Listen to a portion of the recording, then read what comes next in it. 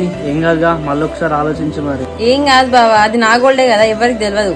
Okay Swathi, మరి చైన్లు ring అని మొత్తం ఎన్ని తులాలు అయితే? మొత్తం 5 తులాలు ఉంటాయి బావా. మరి ఒక మాట అన్నకు చెప్పాలా? బావకి చెప్పడం ఎందుకు చెప్పు, మళ్ళీ అక్కకి తెలుస్తుంది, మళ్ళీ పెద్ద గొడవలు అయితే. నువ్వు ఎవరికేం చెప్పకు, సైలెంట్ గుండు.